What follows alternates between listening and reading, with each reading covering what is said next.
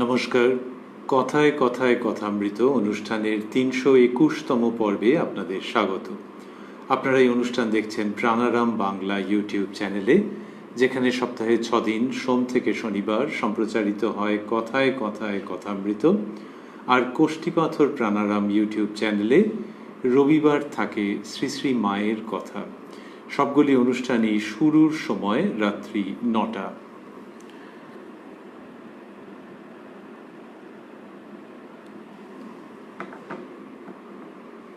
শ্রী শ্রী রামকৃষ্ণ কথামৃততে আমরা গতকাল ছিলাম এবং আজকেও সানন্দে অবস্থান করব ১১ই অক্টোবর ১৮৮৪ প্রসঙ্গে। শ্রীরামকৃষ্ণ দক্ষিণেশ্বরে তার নিজের ঘরে উপস্থিত ছিলেন। বেলা ৩টে বেজে গেছে। তারপরে কথা হচ্ছিল, কথা মানে কথামৃত বর্ষণ করছিলেন তিনি। আর আমরা গতকাল যে জায়গাটাতে থেমেছিলাম তার পরের অংশে আজকে প্রবেশ করব শ্রী শ্রী রামকৃষ্ণ কথামৃততে, যার সূচনায় কথামৃতকার শ্রীযুক্ত মহেন্দ্রনাথ গুপ্ত বা শ্রীম বা মাস্টার মহাশয় উদ্ধৃত করেছেন, তব কথামৃতং তপ্ত জীবনং কবিভিরীৃতং কলমশাপহং শ্রবণমঙ্গলং শ্রীমদাততং ভুবি গৃণন্তি ये ভূরিদা জনাঃ। সিঁথির একটি ব্রাহ্মণ ঘরের মধ্যে প্রবেশ করিলেন ও ঠাকুরকে প্রণাম করিলেন। ইনি কাশীতে বেদান্ত পড়িয়াছিলেন। স্থূলকায়, সদা হাস্যমুখ। শ্রীরামকৃষ্ণ: কি গো, কেমন সব আছো? অনেকদিন আসো নাই। পণ্ডিত সহাস্যে: আজ্ঞা, সংসারের কাজ, আর জানেন তো সময় আর হয় না। পণ্ডিত আসন গ্রহণ করিলেন। তাহার সহিত কথা হইতেছে। শ্রীরামকৃষ্ণ: কাশীতে অনেক দিন ছিলে, কি সব দেখলে কিছু বলো। দয়ানন্দের কথা একটু বলো। দয়ানন্দজি সম্পর্কে মাস্টারমশাই পাদটিকায় লিখেছেন, দয়ানন্দ সরস্বতী 1824 থেকে 1883 যাঁর জীবৎকাল। কাশীর আনন্দবাগে বিচার 1869। কলিকাতায় স্থিতি ঠাকুরদের নৈনালের প্রমোদ কাননে ডিসেম্বর 1872, মার্চ 1873। ওই সময়ে শ্রীরামকৃষ্ণের ও কেশবের ও কাপ্তেনের দর্শন। কাপ্তেন ঠাকুরকে ওই সময়ে সম্ভবত দর্শন করেন। তাহলে ওই যে ঠাকুর পরিবারের নৈনালের প্রমোদ কানন, সেইখানে ওই 1872 ডিসেম্বর থেকে 1873 মার্চ মাসের মধ্যে শ্রীযুক্ত দয়ানন্দ সরস্বতীজি যখন অবস্থান করছিলেন, তখন ঠাকুরের সঙ্গে তাঁর সাক্ষাৎ হয়েছিল। মাস্টারমশাই এই কথাটি লিখলেন। আর ওই যে ঠাকুর বললেন যে কাশীতে অনেক দিন ছিলে, কী সব দেখলে কিছু বলো, দয়ানন্দের কথা একটু বলো। তখন পণ্ডিতজি বলছেন, মাস্টারমশাই লিখছেন, পণ্ডিত: দয়ানন্দের সঙ্গে দেখা হয়েছিল।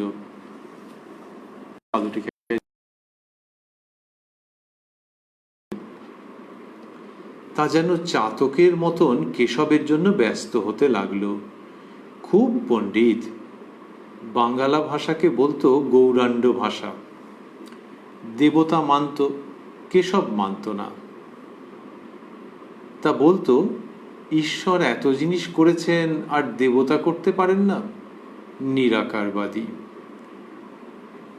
কাঁপতেন, রাম রাম করছিল, তা বললে তার চেয়ে সন্দেশ বলো। দয়ানন্দ সরস্বতী কর্মমার্গী মানুষ, তা তাঁর কথা শ্রীরামকৃষ্ণ বলছেন যে তিনি দেবতা মানতেন আর কেশব মানত না। তা এরকম সব হয়েছে। বাংলা ভাষাকে বলতো গৌরাণ্ড ভাষা, দেবতা মানত, কেশব মানত না। তা বলতো, ঈশ্বর এত জিনিস করেছেন আর দেবতা করতে পারেন না, নিরাকারবাদী। এইসব ঘটনা ঘটছে। ওই যে কেশববাবুর জন্য তিনি ব্যস্ত হচ্ছিলেন, দয়ানন্দ সরস্বতীজি, সেই প্রসঙ্গে এইসব কথা হলো। তারপরে পণ্ডিতজি কথা বলছেন, মাস্টারমশাই লিখছেন, পণ্ডিত: কাশীতে দয়ানন্দের সঙ্গে পণ্ডিতদের খুব বিচার হলো। শেষে সকলে একদিকে আর ও একদিকে। তারপর এমন করে তুললে যে পালাতে পারলে বাঁচে।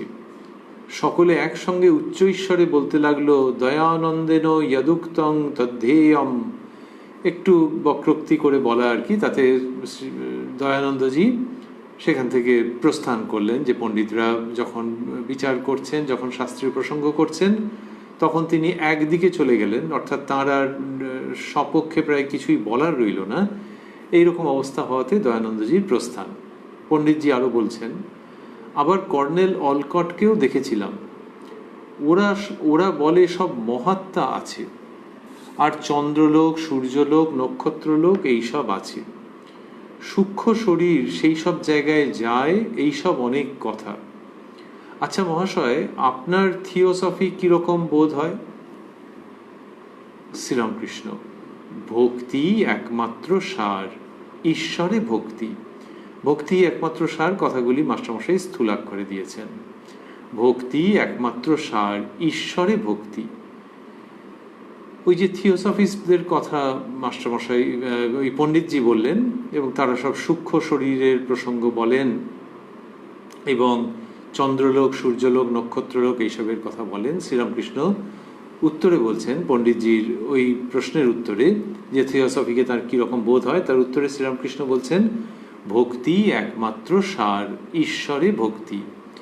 তারা কি ভক্তি খোঁজে? তাহলে ভালো। ভগবান লাভ যদি উদ্দেশ্য হয় তাহলেই ভালো। চন্দ্রলোক, সূর্যলোক, নক্ষত্রলোক, মহাত্মা এই নিয়ে কেবল থাকলে ঈশ্বরকে খোঁজা হয় না। তাঁর পাদপদ্মে ভক্তি হবার জন্য সাধনা করা, তাঁর পাদপদ্মে ভক্তি হবার জন্য সাধন করা চাই, ব্যাকুল হয়ে ডাকা চাই। নানা জিনিস থেকে মন কুড়িয়ে এনে তাতে লাগাতে হয়। ওই থিওসফিস্টদের সম্পর্কে এইটিই তার বক্তব্য, যে আপত্তির কিছুই নেই, অসুবিধার কিছুই নেই, যদি তাদের মধ্যে ভক্তি থাকে। এবং বলছেন শ্রীরামকৃষ্ণ কি সুন্দর করে পরিষ্কারভাবে, ভক্তি একমাত্র সার, ঈশ্বরে ভক্তি। এই ঈশ্বরে ভক্তি যে রকমভাবে করে হবে, তবে কি ওই অত রকমে যদি মন দেয়, শ্রীরামকৃষ্ণ বলছেন চন্দ্রলোক, সূর্যলোক, নক্ষত্রলোক, মহাত্মা এই নিয়ে কেবল থাকলে ঈশ্বরকে খোঁজা হয় না। তাঁর পাদপদ্মে ভক্তি হবার জন্য সাধন করা চাই, ব্যাকুল হয়ে ডাকা চাই। এই যে ঈশ্বরের পাদপদ্মে যাতে ভক্তি হয়, সেই জন্যে সাধন করতে হয় এবং ব্যাকুল হয়ে ডাকতে হয়। এই কথা শ্রীরামকৃষ্ণ বললেন, বললেন নানা জিনিস থেকে মন কুড়িয়ে এনে তাঁতে লাগাতে হয়। শ্রীরামকৃষ্ণের মূল বাণী এটি, যে ঈশ্বর লাভই মানুষ জীবনের উদ্দেশ্য, ঈশ্বর দর্শনই মানুষ জীবনের উদ্দেশ্য, এবং তার জন্য সাধনা করতে হয়, তার জন্য সম্পূর্ণরূপে আত্মনিয়োগ করতে হয়, মনের বাজে খরচ হতে দিতে নেই। বললেন যে তাঁর পাদপদ্মে ভক্তি হবার জন্য সাধন করা চাই, ব্যাকুল হয়ে ডাকা চাই। তাহলে এই ভক্তি হবার জন্য সাধন করা চাই। তাহলে সাধনাটা কি জন্যে? সাধনা ভক্তির জন্যে। এই যে ভক্তিপথ, এটির কথা শ্রীরামকৃষ্ণ বিশেষভাবে উপস্থাপন করেছেন, উপদেশ দিয়েছেন, দৃষ্টান্ত দিয়েছেন বোঝাবার জন্যে। ভক্তিপথেই সব কিছু, এবং কলিকালের মানুষের পক্ষে ভক্তিপথ খুব উপযুক্ত। শ্রীরামকৃষ্ণ এটি বলেছেন যে কলিকালে অন্নগত প্রাণ, বলেছেন জীবের অন্নগত প্রাণ, তাই সে অন্য পথ অবলম্বন করতে পারে না, তার সেই রকম প্রকৃতিই নয়। তাই ভক্তিযোগ, এবং সেই ভক্তিযোগের জন্যই, ভক্তি লাভের জন্যই সাধন করা চাই, ব্যাকুল হয়ে ডাকা চাই। আর কি, নানা জিনিস থেকে মন কুড়িয়ে এনে তাতে লাগাতে হয়। মন নানান জায়গায় বিক্ষিপ্ত হয়ে আছে, কুড়িয়ে এনে, কথাটির মধ্যে তাৎপর্য কীরকম, যে ওই এখান থেকে কুড়িয়ে আনো, ওখান থেকে কুড়িয়ে আনো। লোকে বলে কুড়িয়ে আনা কোনখান থেকে বলে? আজে বাজে জায়গা থেকে। ওই দেখো পড়ে গেল, গিয়ে এ হে হে এটা এখানে চলে গেছে, ওখানে এই কুড়িয়ান, তার মানে আজে বাজে জায়গায় চলে গেছে। তাহলে মনও সেই রকমভাবে বিক্ষিপ্ত হয়ে বিভিন্ন রকম জায়গায় চলে গেছে। সেগুলো সব ভালো তা নয়, বিক্ষিপ্ত হয়ে যাচ্ছে মানে খারাপ জায়গায় গিয়ে পৌঁছচ্ছে, আসক্তির জায়গায় গিয়ে পৌঁছচ্ছে। তো সেইখান থেকে মনকে কুড়িয়ে আনা, এটি একটি। আরেকটি হচ্ছে নানা জিনিস থেকে মন কুড়িয়ে এনে তাতে লাগাতে হয়। কুড়িয়ে এনে মানে কে করবে? যার মন বিক্ষিপ্ত হয়ে গেছে সেই করবে। তাহলে যে কুড়িয়ে আনাটাই হচ্ছে সাধন, মনকে আবার নিজের বশে রেখে স্বস্থানে নিয়ে চলে আসা, এই কুড়িয়ে আনা। বললেন নানা জিনিস থেকে মন কুড়িয়ে এনে তাঁতে লাগাতে হয়। খুব সুন্দর করে এটি উপস্থাপন করছেন। শব্দের ব্যবহারও খুব চেনা, কিন্তু যেন একটি অচেনা সুন্দর সত্যের দিকে খুব দ্রুত নিয়ে গিয়ে অগ্রসর হয়। তা এরকম শ্রীরামকৃষ্ণ বললেন। তারপরে কি হচ্ছে, মাস্টারমশাই লিখছেন, এই বলিয়া ঠাকুর রামপ্রসাদের গান ধরিলেন। মন করো কি তত্ত্ব তারে, যেন উন্মত্ত আধার ঘরে, সে যে ভাবের বিষয়, ভাব ব্যতীত অভাবে কি ধরতে পারে। সে ভাব লাগি পরম যোগী, যোগ করে যুগ যুগান্তরে, হলে ভাবের উদয়, লয় সে যেমন লোহাকে চুম্বকে ধরে। মন করো কি তত্ত্ব তারে, যেন উন্মত্ত আধার ঘরে। এই গান ঠাকুরের খুব পছন্দের এবং তিনি নিজে গান করছেন। পণ্ডিতজি রয়েছেন, অন্য ভক্তরা রয়েছেন। আমরা রয়েছি 11ই অক্টোবর 1884 শ্রীরামকৃষ্ণের পূত সান্নিধ্যে।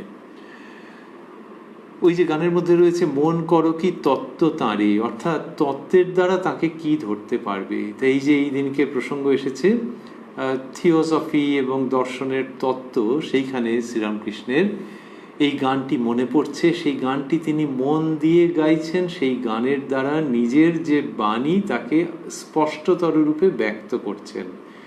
মন করো কি তত্ত্ব তাঁরে, মন তুমি কি তত্ত্ব দিয়ে তাকে ধরবার চেষ্টা করবে। কিরকম হচ্ছে জানো, মন যেন উন্মত্ত আধার ঘরে, একটা অন্ধকার ঘরের মধ্যে পাগলের মতো কি যেন সব করছো। মন করো কি তত্ত্ব তাঁরে, তাঁর তত্ত্ব বোঝবার চেষ্টা করো না। তত্ত্ব মানে ওই আর কি, যে তিনি কে এবং এই ত্রিজগৎকে তিনি কিভাবে লালন পালন করছেন, ত্রিজগতের সঙ্গে তার কি সম্পর্ক, জগতের মধ্যে তিনি কিভাবে আছেন, জগৎ তার থেকে কিভাবে সৃষ্ট হচ্ছে, তারই মধ্যে থাকছে, তাতেই লয়প্রাপ্ত হচ্ছে। এইগুলো আগে ভাবতে যেও না, পারবে না। মন করো কি তত্ত্ব তাঁরে, এরকম। সে যে ভাবের বিষয়, ভাব ব্যতীত অভাবে কি ধরতে পারে। অভাব শব্দটি কি সুন্দর। ভাবের যেখানে অনুপস্থিতি সেটি অভাব, আবার অভাব মানে দৈন্য। তা এই সে যে ভাবের বিষয়, ভাব ব্যতীত অভাবে কি ধরতে পারে। কি অপূর্ব রচনা রামপ্রসাদের। এবং যুগোপযোগী বাণীর দৃষ্টান্ত রূপে রামকৃষ্ণের সেটিকে উপস্থাপন। তো বললেন যে সে যে ভাবের বিষয়, ভাব ব্যতীত অভাবে কি ধরতে পারে। তো দৈন্য থাকলে আর কি করে পাবে। সম্পদ থাকলে তবে তো পাবে, তবে হ্যাঁ, এটা কেনা বেচা নয়। কিসের দৈন্য? ভাবের দৈন্য।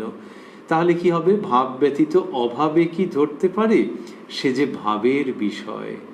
তো মায়ের সম্পর্কে এই গান, যে তাকে তত্ত্ব করে এরকম ধরতে যেও না, সে যে ভাবের বিষয়। সে ভাব লাগি পরম যোগী, যোগ করে যুগ যুগান্তরে। পরম যোগী, যোগীর শ্রেষ্ঠ যিনি, তিনি সেই ভাবের জন্য যুগ যুগান্তরে যোগ করছেন, যোগ সাধনা করছেন, তপস্যা করছেন। কত যুগ ধরে মানে তাহলে যোগীর বয়স কি বিশাল হতে পারে। আবার জন্মান্তর ধরে করছেন।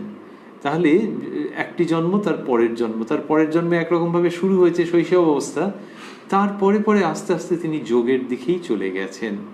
ওই সাধনারই ধারাবাহিকতা। সে ভাব লাগি পরম যোগী, যোগ করে যুগ যুগান্তরে।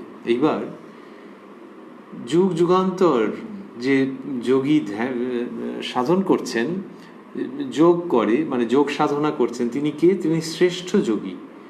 তাও পাচ্ছেন না। কি পাচ্ছেন না? সে ভাব লাগি, ওই ভাব, যে তার প্রতি একটা ভালোবাসা, তার প্রতি একটা ভাব যে তিনি কে, এইটা। এমনিতে ঈশ্বর, ঈশ্বরী, জগৎ কারণ, সৃষ্টি স্থিতি প্রলয় কর্তা বা কর্ত্রী, এইগুলি তো একরকম, সবই সত্য। কিন্তু তার সঙ্গে তোমার কি রকমের ভাব। এমনিতে লোকে বলে ভাব হয়েছে, এটি সেইটি। ভাব হয়েছে মানে আবেগের আধিক্য অর্থে নয়। ভাব ভালোবাসা হয়েছে দুজনের মধ্যে, লোকে অনেক সময় বলে তো। তাই দুটো বন্ধু পাশাপাশি বাড়িতে থাকে, তবে দেখা হয়েছে, তারপর গুরুজনরা জিজ্ঞেস করলেন, কি দুজনের ভাব হয়েছে? ঈশ্বরের সঙ্গে সেই রকমভাবে ভাব হতে হবে। এবং সেই ভাব হওয়াটা চারটিখানি কথা নয়। তবে হ্যাঁ, কলিকালের মানুষের পক্ষে ওইটা একদম ঠিক ঠিক এই পথ ধরে অগ্রসর হলে তার খুব দ্রুত প্রাপ্তি হয়ে যাবে, যে তার সঙ্গে একটা ভাব। তবে দ্রুত মানে এর জন্য তো লোকে খাটে, এ তো ছেলের হাতের মোয়া নয়, মুখের কথা নয়। তো এর জন্য লোকে খাটে, এবং সেটি বলা হচ্ছে যে পরম যোগী যুগ যুগান্তরে যোগ করে সে ভাব লাগি।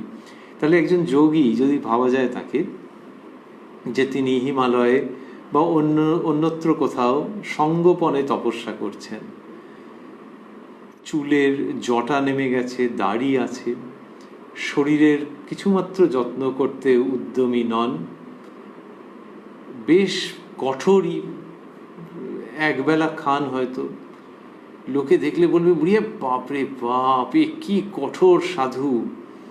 তারপরে হয়তো বাইরে লোকে এসে মাঝে মাঝে দেখা করতে চায়, জিজ্ঞাসা করে, সেই জন্যে তার অসুবিধে হয়। তাই কেউ এলে তিনি আবার ভীষণ কড়া মনোভাব নেন। তো লোকে জানে প্রচণ্ড রাগী। তো রাগী জানে ওই কারণে, ওই জন্য তিনি রাগটা প্রকাশ করেন, যাতে লোকে এসে না উত্তক্ত করে। ওরও কষ্ট হবে আর তাদের কোনো উপকার হবে না। সেই জন্য ওইরকম বাইরের দিক থেকে ভয়ঙ্কর রূপ ধরে রয়েছেন। তো এই যিনি ভয়ঙ্কর রূপ ধরে রয়েছেন বাইরের দিক থেকে, প্রচণ্ড রাগী বলে লোকজন জানে, দূরে লোকালয়ে যারা আছেন তারা। আর তারপর চেহারা দেখলেও বোঝা যাচ্ছে যে কঠোর তপস্যা করছেন একেবারে। সেই তার ভেতরটা কিরকম, এই গানের মধ্যে দিয়ে সেই ইঙ্গিত রয়েছে। ভেতরটাতে তিনি মাকে হয়তো ডাকছেন, কি বাবাকে ডাকছেন, অথবা এমনও হতে পারে যে বাল ও গোপালের প্রতি বাৎসল্য রস উথলে পড়ছে। বাল ও গোপালের জন্যে চোখের জল ধরে রাখতে পারেন না, তাকে ছাড়া একটা মুহূর্তের জন্যেও জীবন নিষ্ফল মনে হয়। তাহলে এই বাবা মা, প্রেমাস্পদ গোপাল, বাৎসল্য ভাব, এই যাই যেরকমই হোক না কেন, ভেতরে একেবারে ভাবের উথাল পাথাল সমুদ্র।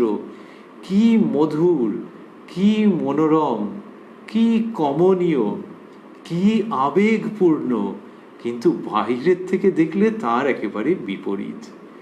এই যে অবস্থা, এই যে ধারা, এই যে পরম্পরা, সেটি শ্রীযুক্ত রামপ্রসাদের গানের মধ্যে এইভাবে এক চরণে ধরা আছে, একটি মাত্র চরণে। সে ভাব লাগি পরম যোগী যোগ করে যুগ যুগান্তরে। There is a beautiful contrast. বাইরের দিক থেকে ওরকম স্টিফ অ্যান্ড স্টার্ন, আর ভেতরের দিক থেকে সো সুইট। তো সেটির জন্য ওই ভাব পাওয়ার জন্যই যুগ যুগান্তর ধরে যোগ সাধনা হলে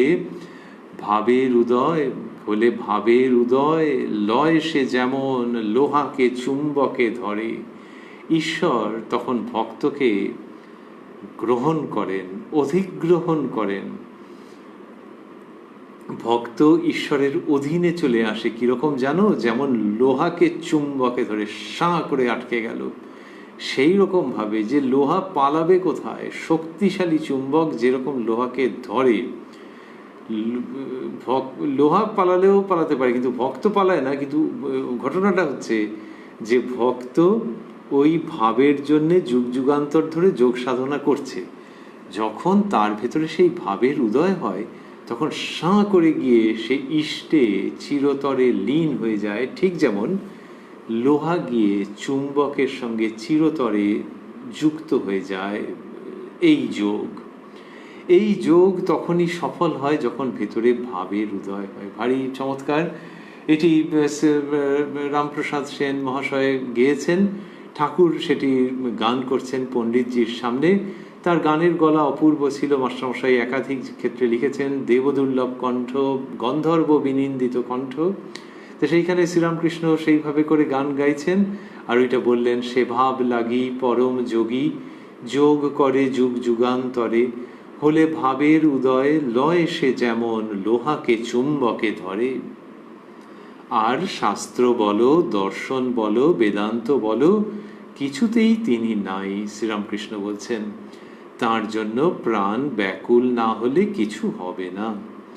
বললেন শাস্ত্র বলো, দর্শন বলো, বেদান্ত বলো, তো এই যে শাস্ত্র দর্শন, তা বেদান্ত তো দর্শনের মধ্যেই, আলাদাভাবে উল্লেখ করছেন সেকালে ওই বেদান্তের খুব চর্চা ছিল, নিরাকার ব্রহ্মের উপাসনা সেরকম ছিল।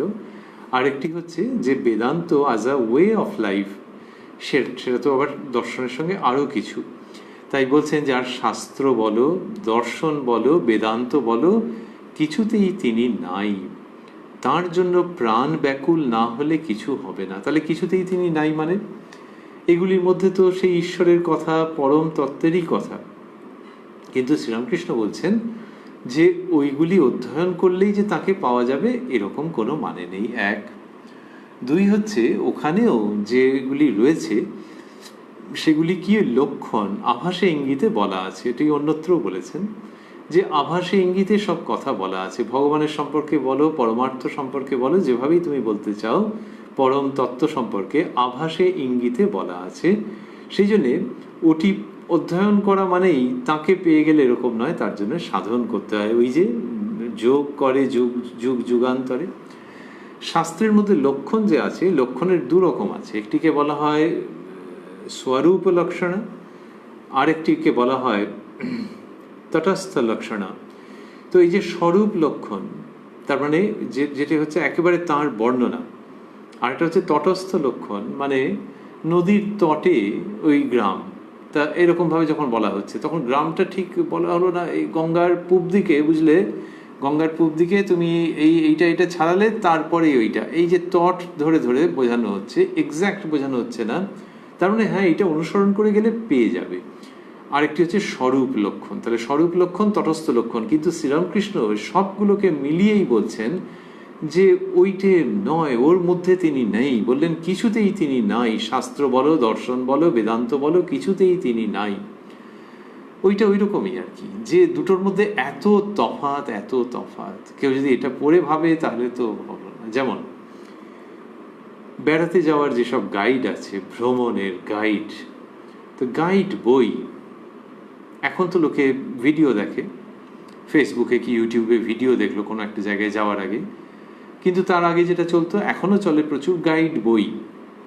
তো সেই বইয়ের মধ্যে লেখা আছে যে অমুক জায়গায়, সেখানে সমুদ্রের বিবরণ আছে, কি পাহাড়ের বিবরণ আছে, অমুক হোটেল, ওইখান থেকে দেখতে পাওয়া যায় একেবারে সরাসরি, এইসব নানান রকমের বর্ণনা রয়েছে। আর তাছাড়া এই এই এই ঘোরবার জায়গা রয়েছে। তো যাই হোক, সেই সমুদ্র হোক, পাহাড় হোক, তার যে বর্ণনা, ওটা পড়লে বেশ লাগে। অনেকে ওরকম আছে যে পড়েই যাচ্ছেন যে এই জায়গায়, এই জায়গায়, এই জায়গায়, এবং যে একটা মানুষ ভ্রমণ হচ্ছে, ওই মানুষ ভ্রমণই হচ্ছে, কিন্তু আসল ভ্রমণের যে স্বাদ, তার সঙ্গে কি এটা মিলবে নাকি? তো লোকে তো অবাক হয়ে যাবে যে না না, মেলে নাকি কখনো। আসল যেটা গেলে সে তো, এটা তো দুধের স্বাদ ঘোলে, এরকমভাবে লোকে বলবে। আর হ্যাঁ, এটার একটা উপযোগিতা আছে, যেটা পড়ে আগ্রহ হচ্ছে, এইবারে খোঁজ খবর করে টিকিট ফিকিট কেটে, বন্ধু বান্ধব কেউ গেছে কিনা আগে জেনে টেনে নিয়ে একবারে গিয়ে সাঁ করে গিয়ে হাজির হওয়া। তাহলে এই বইয়ের পাতা যখন কেউ উল্টোচ্ছে, সেই দৃশ্যটার প্রেক্ষিতে যদি বলা হয় যে কিনা গেছে, বা এই ব্যক্তি পরে যখন গেছেন তখনকার আনন্দ আর বইয়ের পাতার আনন্দ, বইয়ের পাতা উল্টানোর আনন্দ, বলে না না, মেলে নাকি? বইয়ের পাতার মধ্যে কি আর ওই জায়গাটা ধরা আছে নাকি? এটা একটু বর্ণনা। আর শাস্ত্র বলো, দর্শন বলো, বেদান্ত বলো, কিছুতেই তিনি নাই। সেইখানে পৌঁছলে এগুলি একেবারে নিচে পড়ে থাকে। তাহলে এগুলির লিমিটেড অ্যাপ্লিকেবিলিটি, সীমিত উপযোগিতা, প্রয়োগ, তো এই হয়ে গেছে ব্যাপার। যিনি ওইখানে পৌঁছেছেন তার এটি মনে হচ্ছে, তার জন্য প্রাণ ব্যাকুল না হলে কিছু হবে না। তাহলে এই যে বললেন শাস্ত্র বলো, দর্শন বলো, বেদান্ত বলো, এগুলো লোকে পড়বে কি পড়বে না? শ্রীরামকৃষ্ণ বলছেন যে একটু জেনে নাও যে তিনি আছেন, জেনে নিয়ে এবার ডুব দাও। আর কারো যদি শাস্ত্র পড়ে ওটা জানার ব্যাপার থাকে, ঠিক আছে, ওইখান থেকে পড়ে নিলে মোটামুটি যেটা মনের সঙ্গে মিলল সেইখানে ডুব দিতে হবে। উদাহরণ দিচ্ছেন যে কেউ একটা পত্র পেয়েছিল, তাতে কিছু জিনিস নিয়ে যাওয়ার কথা ছিল, পত্রটা হারিয়ে ফেলেছে, চিঠিখানা হারিয়ে ফেলেছে। তারপর অনেক খুঁজতে খুঁজতে চিঠিখানা পেয়ে দেখলো যে হ্যাঁ, সেখানে লেখা আছে যে 5 সের সন্দেশ আর একখানা কাপড় পাঠাইবা। এইটা পাওয়ার পর আর চিঠির দরকার নেই, চিঠিটা ফেলে দিল, এখন ওই সন্দেশ আর কাপড়ের জোগাড় করলেই হলো। অপূর্ব উদাহরণ শ্রীরামকৃষ্ণের। সেই রকমভাবেই শাস্ত্রের মধ্যে, যদি তোমার শাস্ত্র ভালো লাগে, শাস্ত্রের প্রাসঙ্গিকতার কথা বলো, তাহলে শাস্ত্রের মধ্যে যদি ঢোকো তাহলে ওই সন্ধানগুলো জেনে নিয়ে এবার ডুব দিতে হবে। ইঙ্গিত হচ্ছে যে 5 সের সন্দেশ আর একটা কাপড়, সেইটা জোগাড় করা সোজা না চিঠিখানা পড়া সোজা? উত্তর হচ্ছে চিঠি পড়া সোজা। তাহলে এইটার সঙ্গে ওইটার সন্ধানের কোনো তুলনা হবে না। তাহলে ব্যাস বাবা, চিঠি পড়া হয়ে গেছে, আর ওটা নিয়ে কচলিও না, এটা রেখে দাও, এবারে সন্ধান করতে আরম্ভ করো। সেই রকম এই শাস্ত্র, দর্শন, বেদান্ত, এর মধ্যে আর বেশি আটকে থেকো না। এইবারে ভেতরে ডুব দাও এবং সেইখানে সেই আনন্দময় বা সেই আনন্দময়ীকে আবিষ্কার করবার জন্য প্রযত্ন করো। তার জন্যই সব কিছু। সুতরাং শাস্ত্রাদির হচ্ছে সীমিত উপযোগিতা। শাস্ত্রকে অনেক সময় বলা হয় মায়ের মতো। অবশ্যই শাস্ত্রে যা বলা আছে সেগুলি কারা রচনা করেছেন? যারা কিনা বস্তু লাভ করেছেন বা তার খুব কাছাকাছি গেছেন। শ্রীরামকৃষ্ণ এইভাবেই বলেছেন। তো তাদের যে উক্তি, সেই উক্তির মধ্যে তো মানুষের কল্যাণই তারা চেয়েছেন। তাহলে কেন এইভাবে যদি ভাবা হয় যে কল্যাণ যখন চেয়েছেন, তাহলে আর এই সতর্কতা কেন? শ্রীরামকৃষ্ণ বলছেন যে পুকুরের জল উপর খেলে ভালো হয়, কিন্তু বেশি ঘাঁটতে নেই, তাহলে গুলিয়ে ওঠে। যে কালে পুকুরের জল খাওয়া হতো, পরিষ্কার জল, সেই কালের উদাহরণ, বা এখনো যদি কোনো পুকুরের পরিষ্কার জল থাকে, যেখানে যাচ্ছে সেটি খুব পরিষ্কার, সেটি হচ্ছে জল ওপর খাও। আর যদি মনে হয় যে না, আগে পুকুরটা সম্বন্ধে জানতে হবে, এটাকে বেশ একটুখানি গুলিয়ে দেখে নেওয়া যাক, বেশ এটা নিয়মিত যন্ত্রপাতি কি আছে, বেশ পুকুরটাকে বেশ একটা চার্ন করে দেখে নিতে হবে, এই রে সে তলা থেকে পাঁক টাকা উঠতে আরম্ভ করলো, তখন আর জলের দিকেই তুমি যেতে পারবে না, ইচ্ছে করবে না। তা শাস্ত্রের মধ্যে থেকে কি উঠবে? শাস্ত্রের মধ্যে থেকে দুটো অসুবিধে আছে। একটি হচ্ছে যে ওর মধ্যে একটা বৌদ্ধিক বিলাস থাকে অনেক সময়। যিনি বুদ্ধিমান ব্যক্তি বা বুদ্ধিমতী, তিনি যারা পড়ছেন এবং নানান রকমের তার টিকা ভাষ্যের মধ্যে দিয়ে যাচ্ছেন, বিপরীত পক্ষের মত খণ্ডন করছেন, তাদের সঙ্গে তর্কযুদ্ধে নামছেন, এই বৌদ্ধিক বিলাস হলে তুমি ট্র্যাক থেকে বেরিয়ে চলে গেলে। আরেকটি হচ্ছে যে না হয় তুমি অনেকের সঙ্গে তর্ক করনি, কিন্তু নিজেও যখন পড়ছো তখন নানান রকম জিনিস উঠতে আরম্ভ করবে। কারণ ওই যে শাস্ত্র মানে তো একটি মত একটি পথ, এরকম তো নয়। কোথাও দেখা যাবে যে শাস্ত্রের ব্যাখ্যা যখন আসছে, ওই যে বললেন যে দর্শন বলো, বেদান্ত বলো, কোথাও অদ্বৈত, কোথাও দ্বৈত, কোথাও বিশিষ্টাদ্বৈত, কোথাও আরেক রকম, এই নানান রকম আসছে। এবং এক পক্ষ আবার অন্য পক্ষকে বলছে যে ওরা ঠিক বলেনি, যার যেরকম অনুভূতি হয়েছে। এইটা যদি একজন কেউ এর মধ্যে বেশি থাকেন, তখন হবে কি, নিজের যে ভাবটা, সেইটার জায়গায় অন্য আরও অনেক ভাব গুলিয়ে উঠবে। তুমি চার্ন করতে গেছো, তুমি সমস্তটার মধ্যে অনুসন্ধান করতে গেছো, নাও এমন জিনিস উঠেছে যেটা তোমার উপযুক্ত নয়, তুমি সেটার অধিকারী নও, তোমার মন প্রাণের সঙ্গে সেটার সাযুজ্য নেই, সেটাতে তোমার ক্ষতি হয়ে যাবে ওই পথ অবলম্বন করলে। ওই পুকুরকে গুলিয়ে নিয়ে এই জিনিস করেছে। ওই জন্যে শাস্ত্রকে ওপর তাহলে যার যেখানটা মনে হলো যে হ্যাঁ, এই জায়গাটা বেশ ভালো লাগছে, আমার মনের সঙ্গে মিলছে, এইবার গভীরে ডুব দিতে হবে। শ্রীরামকৃষ্ণ গান গাইছেন, এটা হয় গান গাইছেন অথবা গানের বাণীটি বলছেন, মাস্টারমশাই লিখেছেন, ঠাকুর উচ্চারণ করেছেন। ওই যে বললেন, আর শাস্ত্র বলো, দর্শন বলো, বেদান্ত বলো, কিছুতেই তিনি নাই, তার জন্য প্রাণ ব্যাকুল না হলে কিছু হবে না। তারপরেই মাস্টারমশাই দিচ্ছেন এটি, স্বরদর্শনে না পায় দর্শন, আগম নিগম তন্ত্রসারে, সে যে ভক্তি রসের রসিক, সদানন্দে বিরাজ করে পুরে মানে অন্তঃপুরে, নগর, ভেতরে যে নগর বা নগরী, সেইখানে তিনি বিরাজ করেন। সে যে বিরাজ করে, স্বরদর্শনে না পায় দর্শন। কিরকম সুন্দর দর্শন শব্দটিকে ভেঙে যেন এর মধ্যে থেকে একটা মাধুর্যপূর্ণ উদ্ভাস উপস্থিত করানো হচ্ছে। স্বরদর্শনে না পায় দর্শন। দেখো, দর্শন বলেছে, এটা ওই ঈশ্বর দর্শন থেকেই এসেছে, কিন্তু গানের মধ্যে সেটাকে যেন একটা প্রশ্ন চিহ্নের সামনে উপস্থিত করিয়ে একটা সিদ্ধান্তের দিকে নিয়ে যাওয়া হচ্ছে এবং খুব প্রাসঙ্গিকভাবে স্বরদর্শনে না পায় দর্শন। সি দ্য আয়রনি, যে স্বরদর্শন নামের মধ্যেই ওটা রয়েছে, কিন্তু না পায় দর্শন, এটি একটি। আরেকটি হচ্ছে যে এই যে দর্শন, তাকে দর্শন করা। তুমি অনেক কিছু জানো, অনেক কিছু বুঝেছো, নিরহংকারভাবেই সেটার চর্চা করেছো। তুমি যা বলছো তা দিয়ে অনেকে নিরস্ত হয়েছে, তারা ভুল ভাবছিল, তোমার দ্বারা তারা পরাস্ত হয়েছে। হলো, এর মধ্যে খারাপ কিছু এমনিতে নেই, কিন্তু তুমি যেটা বুঝেছো সেটা কি দেখেছো? এই দেখা, সেই দেখাটা চমৎকার। সেই দেখা মানে হচ্ছে যে একবার স্পষ্ট অনুভূতি আসছে। বলা হয় যে দর্শনের যে ইন্দ্রিয়, সেটা সবচেয়ে বেশি জোরালো অনুভূতি সৃষ্টি করে। দেখতে পাচ্ছি তো, আবার কি, কিন্তু ওই ঈশ্বর বা পরম তত্ত্বকে যে দেখা, তাকেই বলা হচ্ছে দর্শন। এবং সেই দর্শন যে একদম দেখেছি, আরে যে যাই বলুক আমি বিক্ষিপ্ত হচ্ছি না, আমি দেখেছি। নরেন্দ্রনাথ জিজ্ঞেস করেছিলেন শ্রীরামকৃষ্ণকে যে মশাই, আপনি কি ঈশ্বর দেখেছেন? Sir, have you seen God? প্রথম এটি আমরা পাচ্ছি স্বামী বিবেকানন্দের ইংরেজি জীবনে, হ্যাভ ইউ সিন গড। তো বাংলায় এরকম দাঁড়াচ্ছে অবশ্যই যে মহাশয়, আপনি কি ঈশ্বরকে দেখেছেন? হ্যাঁ, আমি দেখেছি, তোমাকে যেরকম দেখছি তার থেকেও স্পষ্ট রূপে দেখেছি। এইবার নরেন্দ্রনাথের থেকে স্পষ্ট রূপে দেখা কিরকম করে সম্ভব? তার মানেই হচ্ছে ওইটি দেখা আর তোমাকে দেখা, এই কলেজের ছেলে টেলে এটা সব মিলিয়ে যে আমাকে এরকম একটা চ্যালেঞ্জিং ভঙ্গিতে কথা বলছে, এই যে দেখাটা, এটা ঠিক হচ্ছে না। নরেন্দ্রের মধ্যে আমি সাক্ষাৎ নারায়ণকে দেখি, এই শ্রীরামকৃষ্ণ বলছেন, ওইগুলি হচ্ছে দর্শন। আর তিনি বললেন ওই খাপখোলা তরোয়ালের মতো যে প্রশ্ন, তার উত্তরে যে হ্যাঁ দেখেছি, তোমাকে যেরকম দেখছি তার থেকেও স্পষ্ট রূপে দেখেছি। এই দর্শনের সদা সত্য, যে ওটা দেখা, কিন্তু it's seeing with a difference. ওই দর্শন হয় না গো স্বরদর্শন পড়লে। স্বরদর্শনে না পায় দর্শন, না পায়।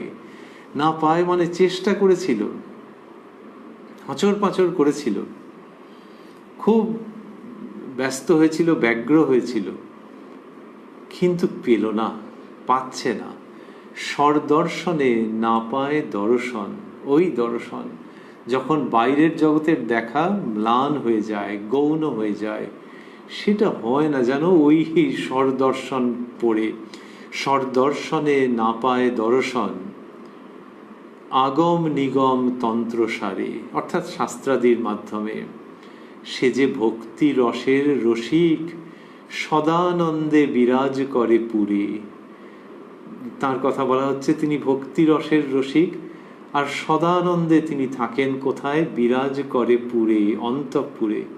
তিনি অন্তরে থাকেন। কি দেখো কিরকম অবাক করা কাণ্ড! See the irony once again, যে তিনি অন্তঃপুরে রয়েছেন এবং আনন্দে রয়েছেন, আর তিনি ভক্তি রসের রসিক। তাকে না স্বরদর্শনে খুঁজতে গিয়ে কি খটোমটো ব্যাপার হয়ে গেছে, দর্শন পাওয়া যায়নি ওই জন্যই। এবার শোনো ভালো কথা, এবার শোনো সদর্থক কথা, এবার শোনো মিলনের কথা। সে যে ভক্তি রসের রসিক, সদানন্দে বিরাজ করে পুরে। কি সুন্দর ইঙ্গিত রয়েছে যে ভেতরেই তিনি সদানন্দে রয়েছেন। আর ভক্তি রসের রসিক মানে, যখন কেউ খায় বলে যে উনি, ওরে বাবা উনি খাদ্যরসিক, বলে খাদ্যরসিক মধ্যে তার মধ্যে কোনটা? বলে ওনার হচ্ছে যে যদি তুমি এইটা যদি রান্না করে দাও না, এইটা ওনার দারুণ। তাহলে খাদ্যরসের রসিক, তার মধ্যে হচ্ছে এইটার ব্যাপারে উনি খুব শৌখিন আছেন। ওরে বাপ রে বাপ, এ দারুণ উনি খেতে ভালোবাসেন। এখন সেটা ভেজ হতে পারে, নন ভেজ হতে পারে, এইটার উনি খুব রসিক, খাদ্য রসিক বললাম, তার মধ্যে হচ্ছে এইটার। বিরিয়ানি পেলে আর কিছু চায় না। তার মানে ও খাদ্য রসিক মানে বিরিয়ানি রসিক, বলো না পরিষ্কার করে। বলে হ্যাঁ তাই। সে যে ভক্তি রসের রসিক, তিনি ওই ভক্তি রস সেটি আস্বাদন করেন, অপূর্ব ভাব। সে যে ভক্তি রসের রসিক, সদানন্দে বিরাজ করে পুরে, এই তার সম্পর্কে বলা হচ্ছে।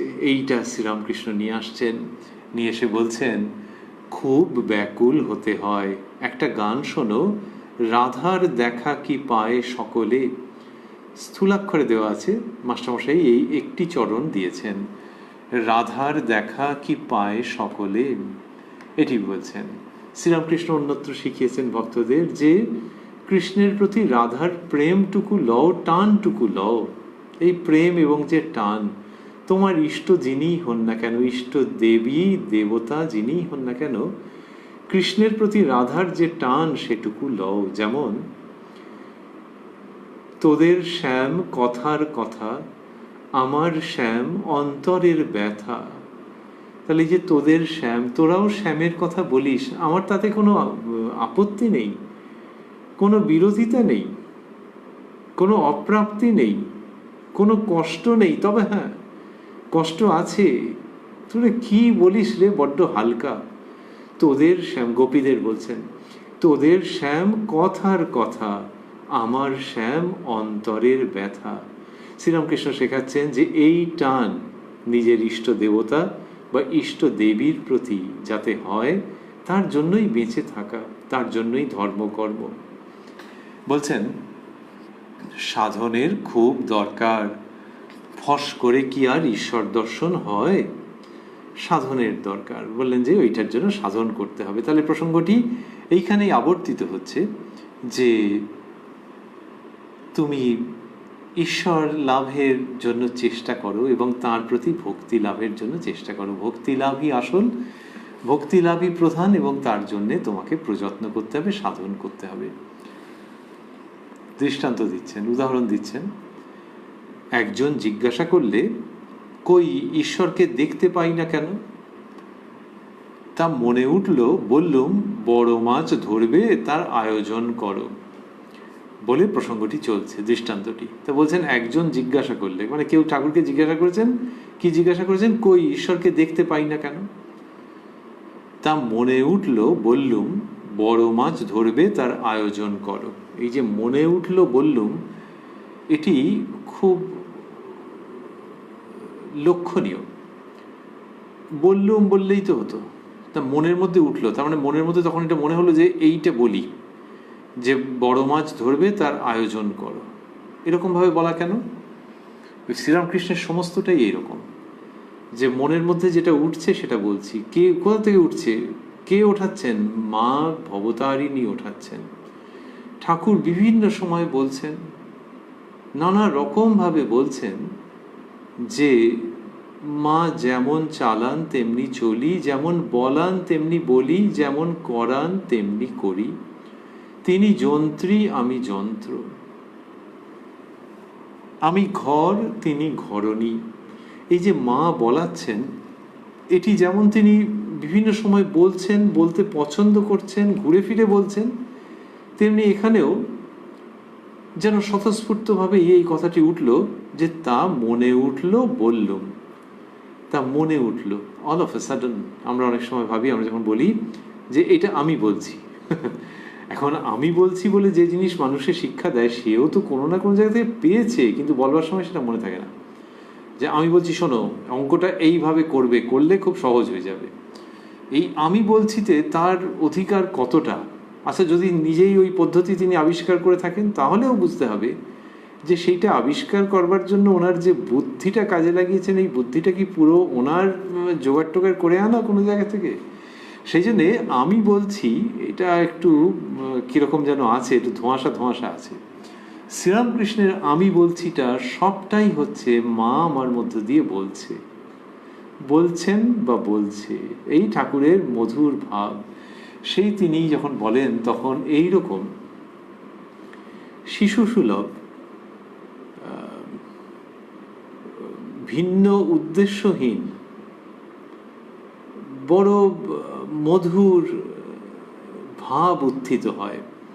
তা মনে উঠল বললুম বড় মাছ ধরবে তার আয়োজন করো। তার মানে এটা সবটা কেয়ার অফ মা ভবতারিণী যাচ্ছে। হোক, বললুম বড় মাছ ধরবে তার আয়োজন করো, চারা করো, হাত সুতো ছিপ জোগাড় করো, গন্ধ পেয়ে গম্ভীর জল থেকে মাছ আসবে, জল নড়লে টের পাবে বড় মাছ এসেছে। গম্ভীর শব্দটি মাস্টারমশাই উদ্ধৃতি চিহ্নের মধ্যে দিয়েছেন, একটু অদ্ভুত শব্দ। গন্ধ পেয়ে গম্ভীর জল থেকে মাছ আসবে, তার মানে গভীর বোঝাতে চাইছেন, আবার গম্ভীর কথাটিও বলছেন যে সেই সত্তা, তার একটা অপূর্ব লক্ষণ এখানে যেন উচ্চারিত হয়ে যাচ্ছে, কিন্তু খুব স্বাভাবিকভাবে। বললেন যে, বললুম বড় মাছ ধরবে তার আয়োজন করো। তাহলে মাছ কেউ ধরে, তার মধ্যে বড় মাছ। কে মাছ ধরে? এমনি জীব, সে নানান রকমের মাছ ধরে। কিসের মাছ? ওই মজা, ফুর্তি, মস্তি, এরকম সব লোকে বলে বাংলা হিন্দিতে, যে বহুত মজা হবে এইসব বলে। এগুলো হচ্ছে ছোটোখাটো মাছ। আর বড় মাছ মানে অপাপবিদ্ধ, আপাদমস্তক পবিত্রতায় মণ্ডিত আধ্যাত্মিকতা, ঈশ্বরকে, ভগবানকে, পরম তত্ত্বকে লাভ করা। এইসবগুলো যে ছিল, ওগুলোর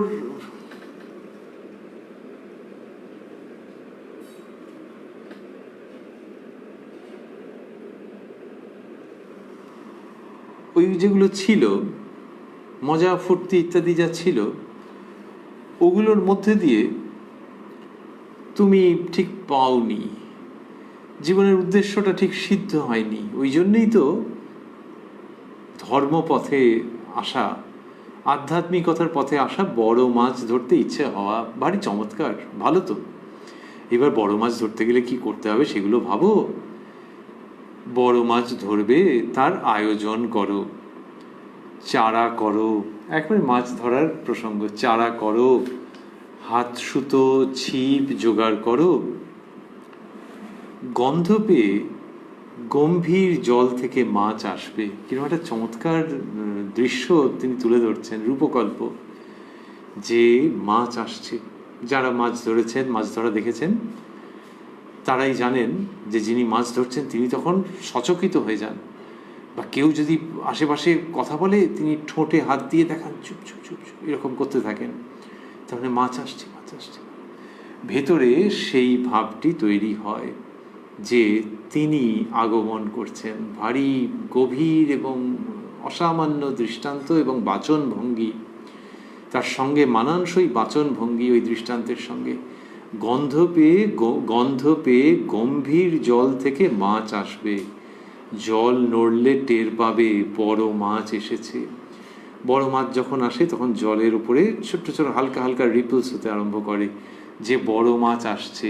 ওই টোপ দেওয়া হয়েছে তো, কোন টোপ? ভক্তি রসের। এবং বড় মাছ যখন আসবে তখন টের পাবে বড় মাছ এসেছে। শ্রীরামকৃষ্ণের কি অপূর্ব বাণী, সেটি তিনি বলছেন। বলতে বলতে বললেন, মাখন খেতে ইচ্ছা, তা দুধে আছে মাখন, দুধে আছে মাখন, তা দুধে আছে মাখন, দুধে আছে মাখন করলে কি হবে? খাটতে হয় তবে মাখন উঠে। ঈশ্বর আছেন, ঈশ্বর আছেন বললে কি ঈশ্বরকে দেখা যায়? সাধন চাই। এটি বললেন যে মাখন যার খেতে ইচ্ছে, সে দুধে আছে মাখন, দুধে আছে মাখন এরকম যদি বলে তাহলে কি হবে? তাহলে সেটা যেরকম হাস্যকর, সেরকম কেউ শাস্ত্র নিয়েই পড়ে আছেন, শাস্ত্র চর্চা করছেন, সেটিও ওতে করে কি হবে? এইটা শ্রীরামকৃষ্ণের সময়ে একভাবে সত্য ছিল, এখন আরেকভাবে। আসবো আমরা সেটিতে। তা বলছেন যে এরকম দুধে আছে মাখন, দুধে আছে মাখন করলে, তা দুধে আছে মাখন, দুধে আছে মাখন করলে কি হবে? খাটতে হয় তবে মাখন উঠে। ঈশ্বর আছেন, ঈশ্বর আছেন বললে কি ঈশ্বরকে দেখা যায়? সাধন চাই। এটি বললেন। তো এই যে বলছেন যে ঈশ্বর আছে, ঈশ্বর আছে বললে হবে না, সাধন চাই, এটি হচ্ছে মূল কথা, যেটিতে তিনি ঘুরে ফিরে আসছেন। ওই বড় মাছ, তারপরে মাখন খেতে ইচ্ছা, এইসবগুলোর মধ্যে দিয়ে আমরা রয়েছি উদ্বোধন কার্যালয়ে প্রকাশিত শ্রী শ্রী রামকৃষ্ণ কথামৃতের 640 পৃষ্ঠায়। রয়েছি 11ই অক্টোবর 1884 প্রসঙ্গে।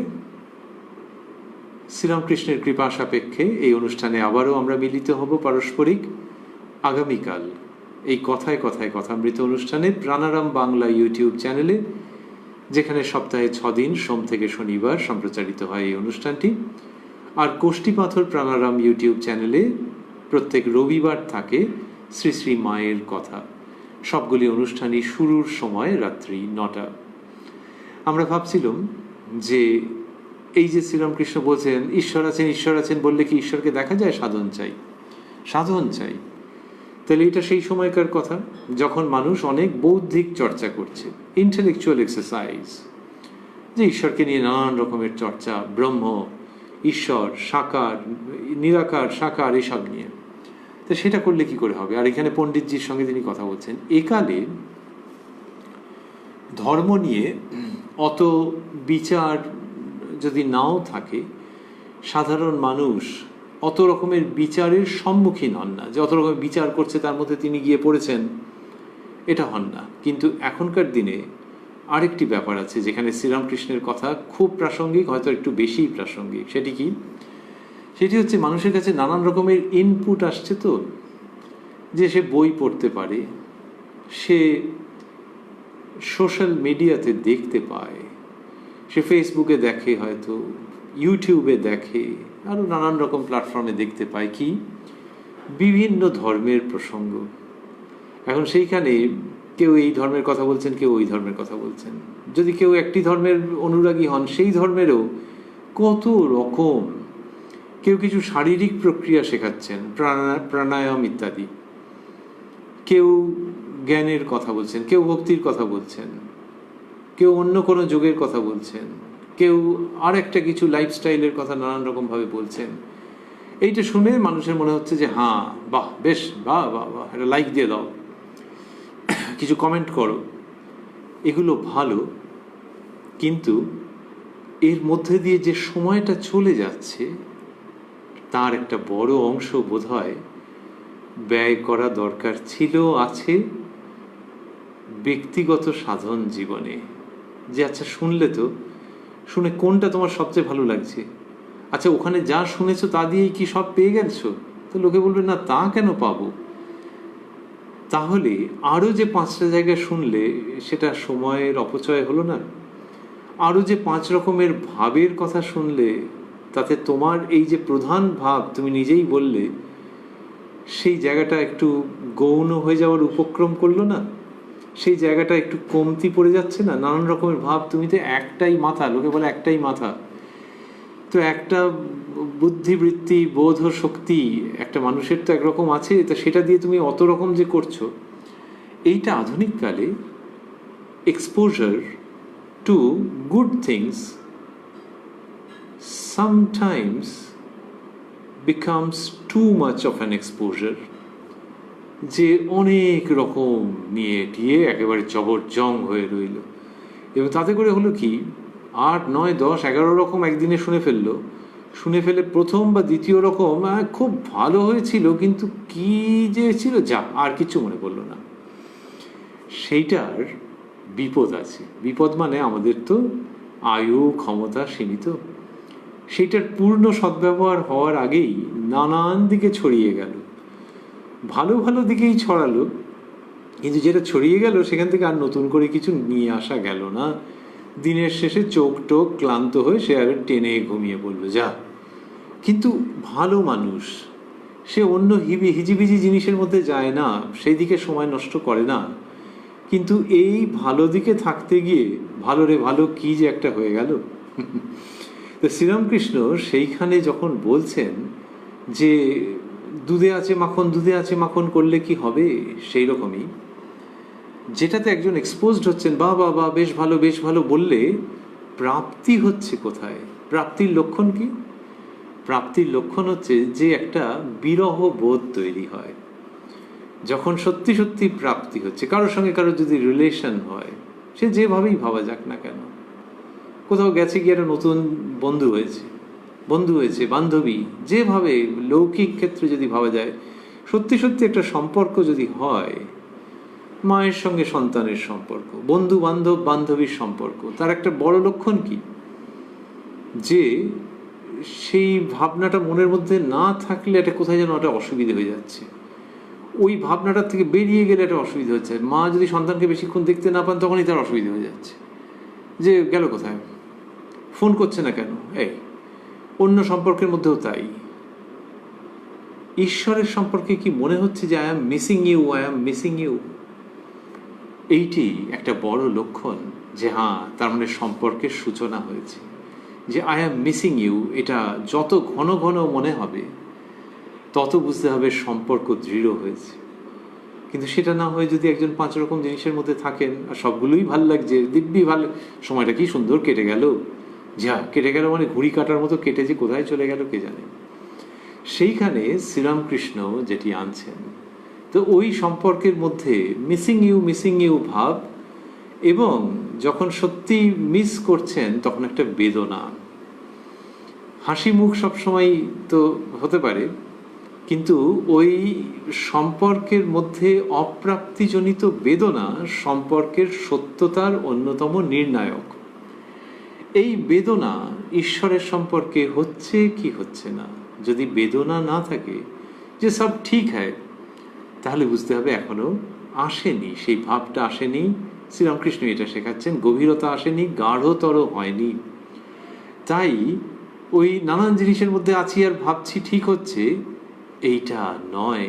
সেই শিক্ষা শ্রীরামকৃষ্ণের কথামৃতের মধ্য থেকে বিশেষভাবে আধুনিক কালের মিডিয়া মনস্ক মানুষের কাছে এসে উপস্থিত হচ্ছে। আর শ্রীরামকৃষ্ণ কি সুন্দর করে কথা বলেছেন। মিডিয়া যখন আমরা বলি, তার সঙ্গে কমিউনিকেশনের প্রসঙ্গ আসে, মাস কমিউনিকেশনের প্রসঙ্গ আসে। শ্রীরামকৃষ্ণ মাস কমিউনিকেশনের কথা বলেন, অনেকের সঙ্গে তিনি যুক্ত হন। আর ওই মাস কথাটির মধ্যে বাংলায় যদি লিখি, তাহলে স যেটা আছে ওটাকে বাদ দিলে মা কমিউনিকেশন উইথ মা, communication with the divine mother, সেটি শ্রীরামকৃষ্ণের বাণীর মধ্যে রয়েছে। আমরা সেই সব প্রসঙ্গেই রয়েছি।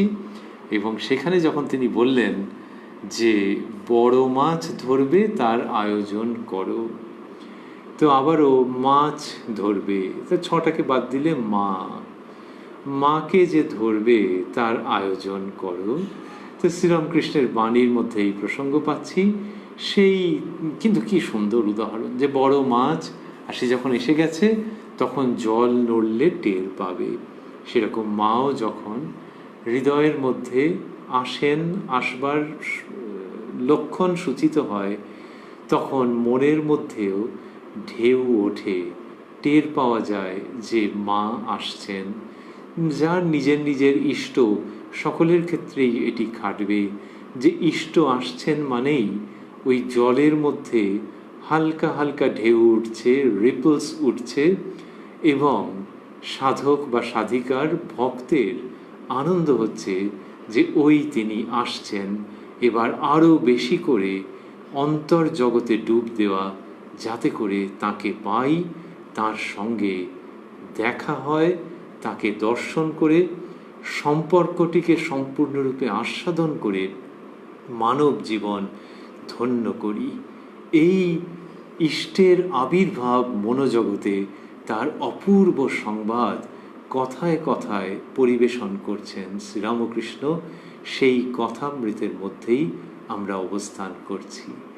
ওং নিরঞ্জনং নিত্যমনন্ত রূপং ভক্তানুকম্পা ধৃত বিগ্রহং বৈ ঈশাবতারং পরমেশমিড্যং তং রামকৃষ্ণং শিরসা নমামঃ।